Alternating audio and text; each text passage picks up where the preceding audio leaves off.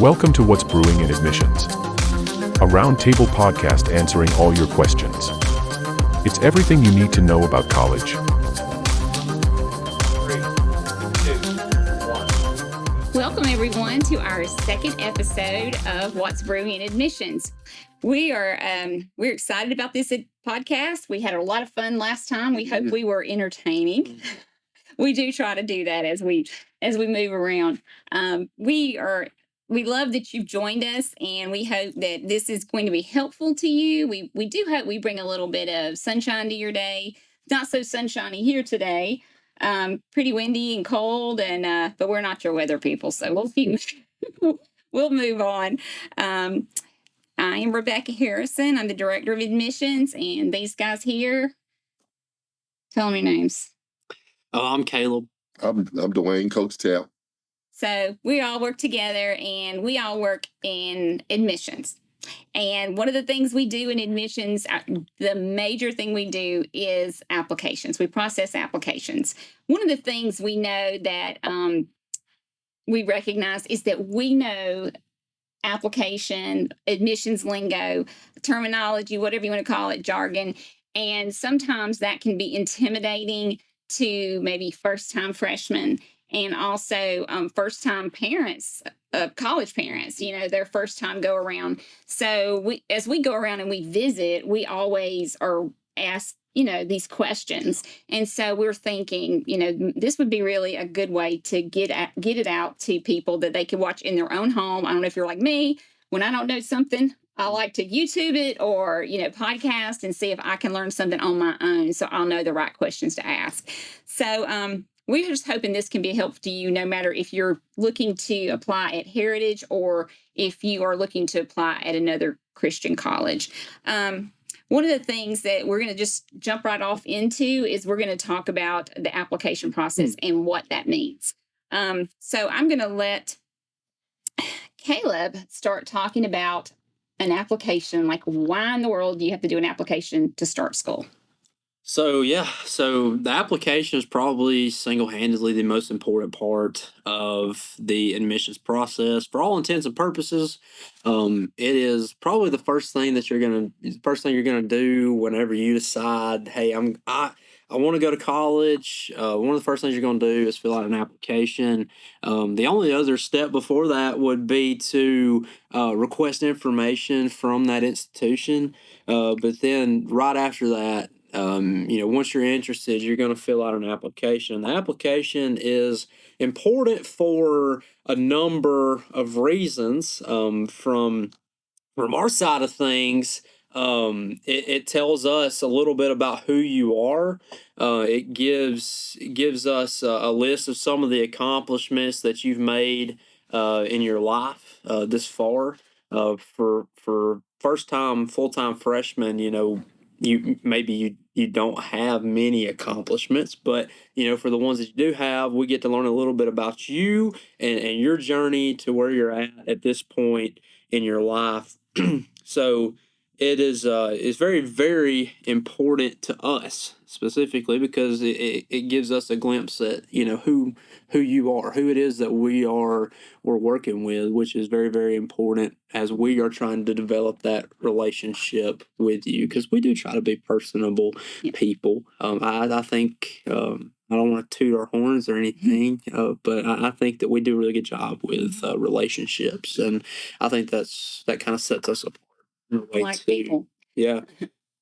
So the application is basically it's just a list of questions. You're gonna a variety of questions from who are you, what's your name, where do you live, to what have you accomplished at this point in your life. Most applications are specifically has an area where we ask you a list of questions, about two questions, and how you answer those questions tells us a lot about who you are, and tells us a lot about your mission, your purpose, and really lets us know, are you a mission fit student? Do you fit here at Heritage Christian University? And the same would be the same wherever you apply, really. But Yeah, and I think sometimes, and when you get to those questions, especially with us, we don't want it. It's not a pass or fail. It's really, we like for people to be themselves and tell us really about who they are, because we're trying to get to know you, and that helps us guide you and helps your advisors guide you to the right path of ministry. And so those questions are important because they do help us. Yeah, I but would it say, helps you. It helps us help you. especially now, I would say that's probably the most important part of the application, because if you, for one, you have to follow instructions. Yep, You know, pretty there are important. guidelines for how we want you to answer those questions. You know, I don't care. I don't care about the rest of the application, because that's just information, personal information about yourself. What we're really looking at and what our acceptance committee is looking at are those questions. And if you don't answer those questions within the guidelines that we have set, then that tells us enough about you that, you know, maybe you're not fit. So, you know, take those seriously, because it's the personal things that we ask about you that I think are probably the most important part of the application. Some of the key things in the application, number one of them is the references also, along with the questions. Yep. I think goes maybe hand in hand along with that, your references. And we like those references, especially one of them to be your minister, someone that knows your spiritual walk, for us. And Dwayne, you want to tell them a little bit about being prepared for that when they go into the One thing application? I noticed about references is make sure you contact who your references are. Absolutely. A lot of times the minister does not have any knowledge of you listing them. A lot of times they do not check their emails. Yeah. There was one instance that we tried to run a reference down for 6 months. Yeah. The guy never knew anything about it. Yeah. So make sure that your reference know what you're trying to do. You got an application in at Heritage Christian University, and you would like to be considered as, I guess, what in it. Yeah. I mean, what kind of referral do you think they're going to give you if they know nothing about you? Right. You know, listing them as a reference on your application. Yeah. And even with that, your reference can't be blood related. That's right. And many That's right. times we had to kick it out and find somebody else because they listed family. Yeah, and you know, I think etiquette for references is somebody that's known you for at least 3 years. I think, you know, across the board, I think that is the standard practice. So. And, you know, also just remember that when you're going into doing the application, you'll need some just contact information about them, their name, their email, and their phone number. That's really it. And talking about etiquette, I think really one really good thing to do is to call them first and actually to use them as a reference. Absolutely. Most people are going to say yes, but we need to let them know that, and let them know it's going to be online. I think most applications are online. I know ours is, and that reference gets shot to their email address, and it takes them like 5 minutes. Yeah. So that's really important. So let's say the answering the questions, reference is super important. And then we start getting to like real kind of tedious things. Yeah. They're important, but these are the less fun things about it. But you have to do it. So the other thing are official transcripts. And that can be tricky, especially at first, and you've never done this before. But just some tips on that we like to give you is if you're a first-time freshman, that's what we're talking about. Yeah. You may have taken some college classes called dual enrollment classes. We offer those here as well. But you may have those while you were in the high school. And so you'll get college credit for those. So it's very important that you get the transcript, you request a transcript from that particular college that you got the college credit from, along with your high school transcript. How you can request those is going to be determined by what's on the website of that college or of that high school. And a lot of times those will be electronic, and you can go in there and you can request them. Sometimes we can do that for you, but a lot of times schools will not give us permission to do third-party requests. So they won't let us request it for you, even though you give us permission on the application. You have the choice to either accept or not. Get us to order for you. Yeah, but we can't get it from you directly. It has to come from that and call the it's agency or whatever. and it's not that we don't trust y'all, and I don't want to, we don't want to make it sound like that, but that's exactly what we're saying. I mean, it, and no, but seriously, like it is, it could potentially be an issue, if we are, requesting a transcript and you send it to us, for all we know it's fabricated. You're not being honest with us. That could be a potential issue. And I think the reason that we request the official copies is because we know it's coming directly from that institution, and it hasn't been tampered with. Right. So, and it's not that we don't trust you people. We do, but I think it's just a good practice for us to do it that way. And then also like all the part of the application, we tried to, cut down and not put a bunch of stuff in there that's not necessary, because it's like going to the doctor's office and you have to refill out your history, your medical history every time. So it gets really crazy. It's like, don't get me started. I mean, honestly, it's like, I just did this last week. Yeah. But you've gone a whole week. I need you to do this again. So that's what it feels. I know it's not like that. But anyway, we do not try to do a lot. We try to trim it down as much as possible. But what we're doing is we're trying to make sure you get the best start. And we want you to be, we want to be transparent with you. We want you to have everything in. We want to dot every I and cross every T, because this is serious. We're talking about the rest of your life. We're talking about your education. This is not a joke. We're really seriously trying to set you up for success. So some schools will let you start and turn in transcripts later and things like that, but we don't do that. We just go ahead and make sure you got it to begin with, and because the federal government requires we do that, and that we get official transcripts before you can get an official transcript from us. So that is something we just do ahead at the front end and make sure we have that. That's in our policy, in our catalog, that we do that. So if it's in the policy, it's in the catalog, we have to do it.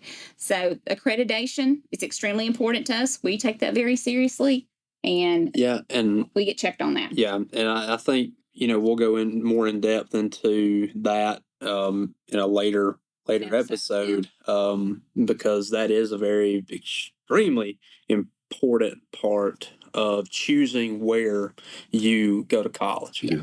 Super. And so I think one other thing, Dwayne, is the ACT score. Y'all are doing a great job. I get this big file right here. Well, now I'll just go ahead and open up the discussion about the ACT. There is actually, it's becoming increasingly popular for schools to move away from even, requiring it. Yeah. And I think we may be in the same boat trying to figure out, is that the best standard of measure to kind of see where an individual's at, academically, and so that's a whole big thing in the university world, the academic world right now. Is the ACT really, good for deciding, how qualified students are for your It gives us an opportunity to know where one stands. It does. If needs help in reading or writing, then and that's the reason we haven't gotten away from it. Right. Because it does give us an indication of where they are. And like was said earlier, we want to set you up for success. That's right. That's everything we do here. We try to intentionally do it. And you might also, a term that you might hear with that is test optional. If you hear that, that means a school is test optional. Doesn't mean that they're not going to require something else. Sometimes just taking the ACT is much easier than other things they require you to do. Absolutely. So just don't think, oh yeah, that's test optional. I don't have to take the test. You may have to do something else. You're gonna end up doing more work in the long run if you choose not to take it. You're gonna be placed in remedial classes almost everywhere. That's just more work on you. Yeah, and more money. Reality check, those don't kill for credit. So you're basically doing work for nothing. Very good point. Very good point. So, You guys are great today. I can just sit back and relax and listen to all the education. You guys are educating me today. Well, nobody's ever told me that before, but I'm educating them. Yeah. It's raining outside, so you're educated. Yeah. This is your moment. Yeah, right. Yeah, it's scary. It's scary. I must say, it's real scary when people say that I'm teaching them something. Yeah. Oh, Baker, you teach us stuff. It may not be useful information. Good information, though. I mean, who else can carry off a shirt with lemons? Yeah, life gives you lemons. Yeah. What do you do? What are you gonna do? All right. So, I'm afraid we're going to talk about something that's not quite so fun, but it can be fun. Yeah. It's called your FAFSA. FAFSA. There you go. Say it right. There you go. Everybody, I hear people say FAFSA. No, it's FAFSA. Yeah, FAFSA. Yeah. It stands for the Financial Aid, something like that. It's Financial Federal Aid. I'll get it. I must say, I have no clue what it is. It's student aid. Anyway, Yeah. You have to file this form on the website for the government, and you have to have your W-2 or your parents' W-2. If you are a first-time freshman, that will be your parents' W-2. So you'll need some of their help with this. You'll have to do a lot of it. That's the news flash. Yeah. As a student, when you get to be in high school and you're applying for college, you have to do this yourself. That's right. Because another big thing is the professors are not going to talk to your parents once you get past our office. So parents, if you have questions, this is the time you talk to us. We're going to always be your friends. We're always going to be your best help. But professors are going to only speak with the student. Yeah. So that's just a little free tip there as well. Well, I must say, that's government mandated. Right. That, It's FERPA. Yeah. It's another terminology for protection of students. Now, there's a form that you can sign so that they can speak with whoever you Dean put on that form. But unless you sign that form, they, by law, cannot speak with anyone else about your academic information. Yeah. Absolutely. So kind of like the medical when in the hospital you can't HIPAA. That's it. Thank you. HIPAA. Yeah, I got all these little acronyms, but anyway, so that's important. We're going to have Miss Thompson, who's our director of financial aid. We're going to have her on a later episode, and she's going to be able to tell you exactly what you need to do. She has all the laws and all the policies up right here, and she knows them. She'll be able to tell us what FAFSA stands for. Yes, she will. She will definitely be able to tell us what that stands for. So, but you have to do that. That's part of your application process, and you will. And when you fill that out, it will tell you the little things I do know about this is it is required for some of our scholarships that you might apply for. You'll have to complete that. And also you could possibly get Pell Grant money. And you also, it helps you to know whether you will qualify for loans or not from the federal government. Yeah. So, and we probably just need to let her go into the differences and all of that because it's very complex and she specializes in that. But she's extremely helpful. Yeah. And she will help you every step of the way with that. So that's pretty, but it is a very significant point. And I just want to make sure that you all recognize that as part of the process. Your GPA is important. That's another kind of those things that some schools, when they said they're test optional, they weigh heavily on your GPA from high school. So that's just kind of we're not at that point. We're kind of using your when you to enter to get accepted into this college or the university, you have to have your we're not looking at your GPA as much. It's your ACT. I was actually Googling what GPA stood for. Grade point average. There you go. Yeah, we're so used to doing it. It's like hard to remember what it is for ourselves. We're going to help you with terminology. I think we're getting educated as well today, getting a refresher course. But yeah, so GPA, what that really kind of the next thing I want us to go into, which is the best part of our conversation today by far, is our scholarships. Yeah. Our university scholarships. That has absolutely nothing to do with federal aid. That has everything to do with the university. Yeah. And so we'd like to talk to you about those. Those are pretty exciting.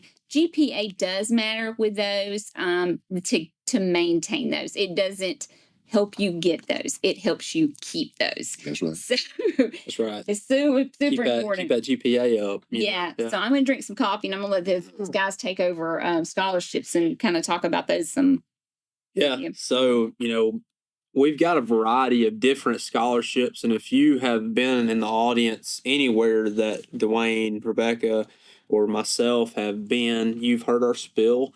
But we do have a variety of different scholarships. I guess I'll go ahead and start with, I'll just work my way up the ladder from, the smaller ones all the way up to our full tuition scholarships. I guess also before we get into it, I need to say everybody that comes here should qualify for a scholarship.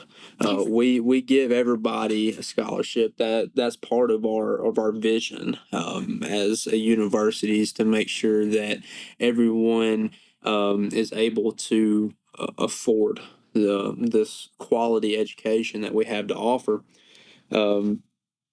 The first scholarship I guess I'll talk about is our tent maker scholarship. The tent maker scholarship is for those who attend at least half-time. Half-time meaning 6 hours, full-time being 12 hours, so half-time will be 6 hours, at least 6 hours. You can get this scholarship whether you come on campus or you go online. Mostly these people are online students who are getting this scholarship that are taking at least 6 credit hours, and it is half tuition. So 50% off of our typical tuition rate. The undergraduate tuition rate is $423 per credit hour. So you're going to get 50% off of that automatically. So that's going to bring the cost down to around $220, we'll say. A credit hour. Yeah. I don't do math, so we'll go with that. And this is all undergraduate. That's right. Yeah. And that's all undergrad. I guess we can get into the grad scholarships a little bit too, but I'm going to talk about undergrad right now. Anybody qualifies for that scholarship, by the way. So if you take at least 6 hours, you qualify for that scholarship. Minimum GPA of 3.0, I believe, is what is required. So it's not super hard to do when you're taking, half-time. The next scholarship would be our youth minister scholarship. The youth minister scholarship is actually an undergraduate and graduate scholarship. So at the undergrad level and the grad level is the same. The only difference between is the tuition rate. Tuition rate for our undergrad program, like I said, is $423 per credit hour, where our graduate tuition is $249 per credit hour. So it is a little cheaper at the grad level. But the youth minister scholarship basically allows you the freedom to take one class at a time and still be able to get half tuition. Yeah. So it is, it is definitely a little better. That's the slight difference in between it and the tent maker is that, well, one, you have to be a youth minister.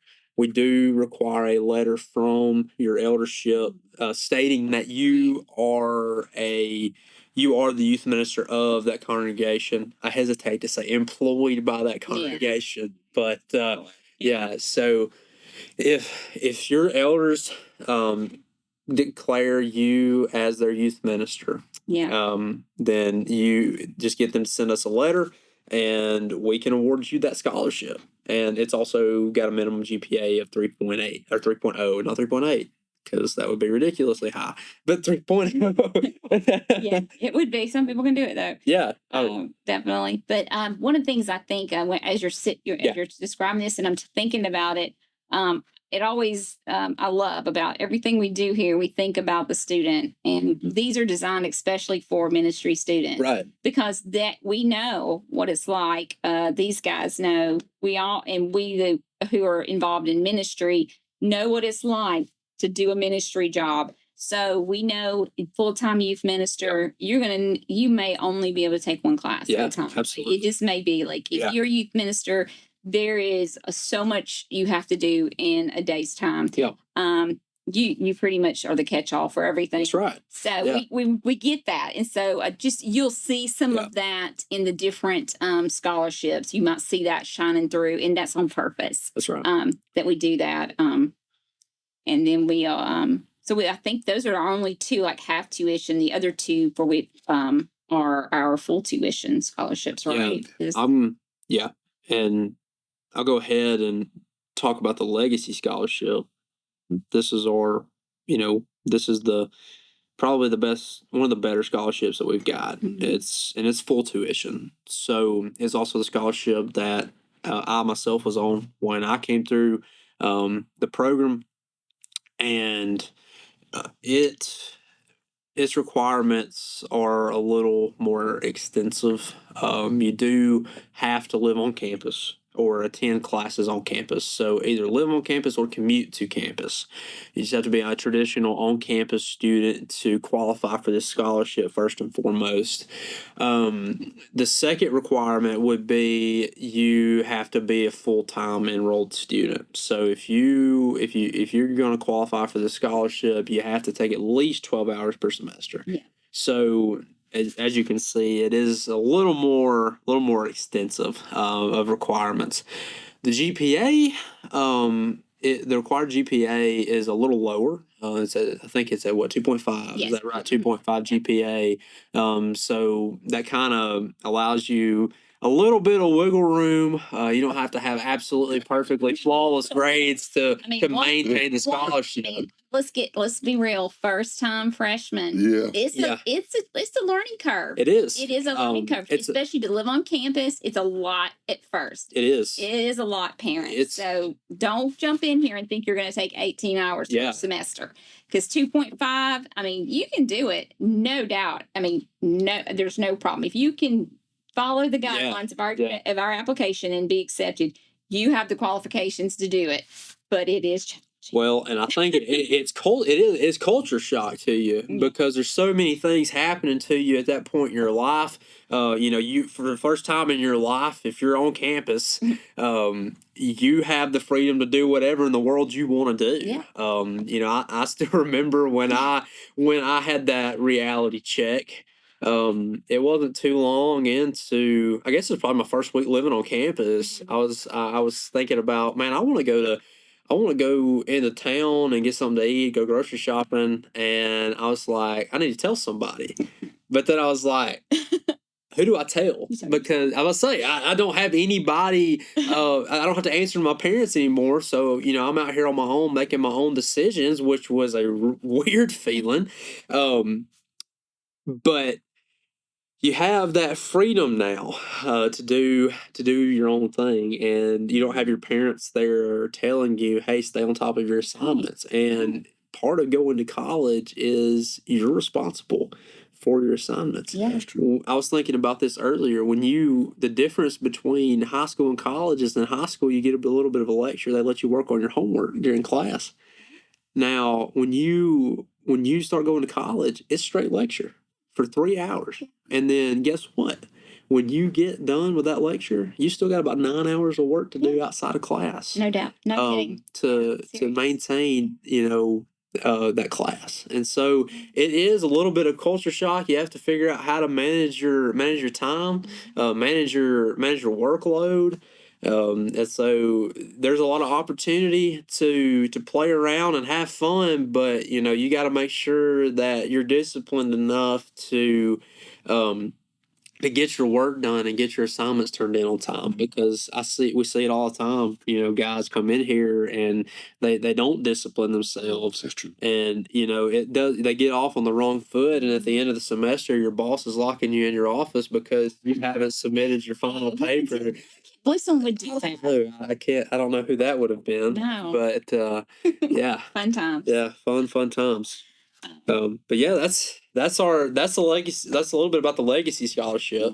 I guess go ahead and throw in there a plug for the degree completion. Yeah, I was going to say the degree completion is an undergraduate scholarship, but it it's more for people who have gone to it is for people who've gone to a preacher's training school. You may have done that right outside of high school. Yeah. You may have done that and completed a 2-year program with them. The good news is we give you credit for that if you do that. But Dewayne can tell us a little bit about degree completion. Just kind of skip. You keep going. Well, I just want to talk about the GPA part. You want to talk about GPA? Yeah, I mean, it can actually, like you said, when these guys come in for a semester and you are really not functioning on your work and your GPA drop, it could hinder you the next semester. It could. You lose your scholarship. And that's why we try to be strong mentors and help you along the way so that you can keep this scholarship. Yeah. And I'll go ahead and throw in a plug for our degree completion students too, because like they are some of the most disciplined students that we end up with. Absolutely. Yeah, I mean they really put y'all through the ringer in preacher training school. Oh my word. And y'all got a workload to manage. They teach y'all discipline. So when y'all get here, y'all usually rise to the occasion. Yeah. It's y'all are least of our worries because y'all are usually have learned those. And even with that degree completion scholarship, we have a limited amount. We only have. That's right. That's right. 25.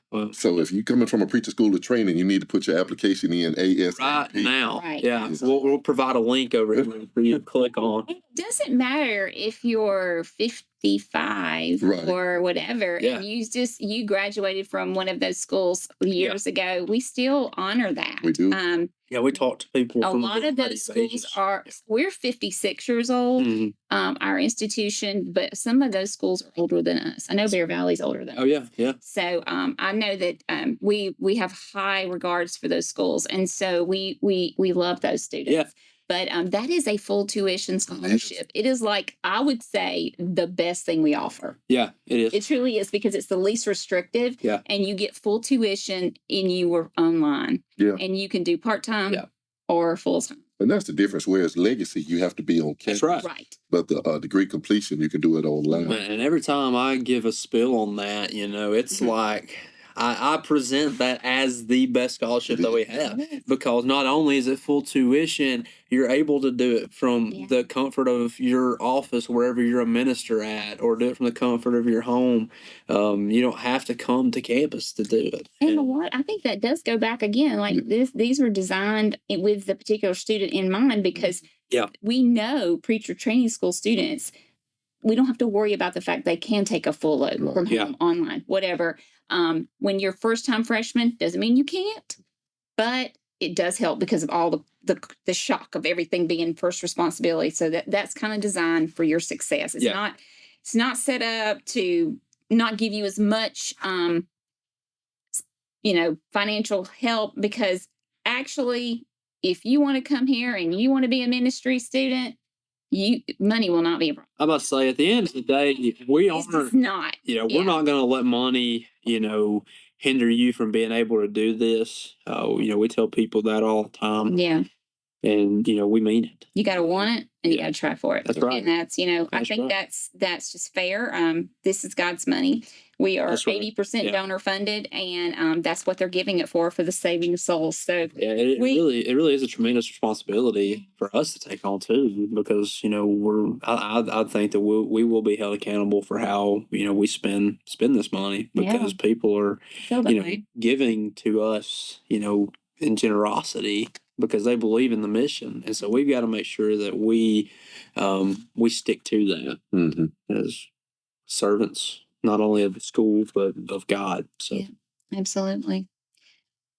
Well, I think that there's so much more I'm sure we could say, but we'll say more at a different episode. But I'd like for us just to kind of talk about what we're doing. We stay so busy, and y'all know that, because a lot of you that are watching this have seen us out there, and we're everywhere. We're from Pigeon Forge to Colorado to Vegas. I got to see my Texas people twice last week. You sure did. Yeah, so that was fun. I'm still trying to figure out which way's up after last week. Right. Yeah. I mean, it was crazy.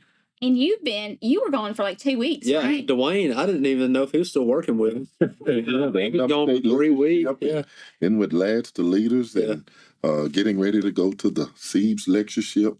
That's right. Yeah, you got that coming up too. Man, that's... Woo. And then because we get to go to all of the preacher training school lectureships. Yeah. So that's pretty cool. That's extremely important. Well, for the most part. Yeah. Well, we try. Yeah, that's definitely we try. There is only 3 of us, so we just cannot be everywhere. That's right. Clone ourselves and be everywhere because we want to be everywhere. So let's see. We have our golf tournament coming up. We do. First Friday in May. That's right. All you golfers out there, we would love for y'all to come and have a fun day at the beautiful Robert Trent Jones golf trail. I'm gonna miss that. Yeah, me too. I'm gonna be. Because y'all be on the road. I'm gonna be supporting Memphis School of Preaching. I'm gonna be supporting my Lads to Leaders people out there in Oklahoma and their inaugural Lads to Leaders out there. Yeah, so that's exciting for them. So I will be there. But normally I would be playing in the golf tournament. So now everybody has a chance. So if you, since I'm not going to be there, everybody has a chance. Yeah. Well, and you also the golf tournament also is an opportunity for you if you want to sponsor a hole or if there's still ones available or just financially, it's a great opportunity. We're always having opportunities, and we'll try to make sure those who tune in know about those opportunities that we have. We have a lot of things going on campus too, and we'll try to keep you in the know on those things. We just had the Better Conference. Phenomenal. If you've not ever been a part of that, you need to make plans for that next year. We have we have a lot of things coming up, but in May, like it says, graduation, we have golf tournament. We don't really have anything going on. I'll be at East Walker congregation the same day at graduation. So I'll be here for graduation, and then I'll have to leave and then go, and I'm a guest speaker. I think I do one session that night and then 2 the following day. Yeah, and then the following Monday, I'll be a speaker for the athletic banquet for RCA, Riverside Christian Academy. That's right. I know you love going there. They love you. Great people. They are, man. They are. We do. Shout out to Travis Creasy. Whitney Creasy. They're just the best. Legends. Absolute legends. Absolutely. Travis Creasy of Ben and Travis. Yeah. The Creasy we're talking about. Well, guys, it's been great hanging out with y'all today. We hope you have enjoyed a cup of coffee at least or 2 while you've been with us today. And I know I have. Right. We had these cups really full. Yeah. So we hope, we got new cups. Shout out to Cindy Brothers. Yeah. Yes. Thank you. These wonderful mugs that she so graciously and willingly. And if you would like a cup, just write us, call us, text us, and we'd be glad to talk to you. Did you say write us? Yeah, through email. Okay. How about something? Yeah, on the computer, email. Yeah. It's so funny. This is what we do every day. We keep each other sharp this way. But Kaleb Sampson did the design. He did the design for this. He's the guy behind the camera. He's the guy behind the camera that's cutting out all our bad spots or better be careful. He's going or showing or showing all our bad spots, depending on how he feels about us when he's doing the taping, cutting and splicing. But anyway, so I think that's what we wanted to tell you about that. We started out with that, and I guess I saved the best to last. Yeah. But guys, it's a great talking with you. If you want a mug, Dewayne will autograph it for you. I will. We'll ship it right to your house. Yeah. Hey, if you like this video, make sure you just like it and share it. Make sure you like it and share it. Yeah, that's right. Give us a follow on.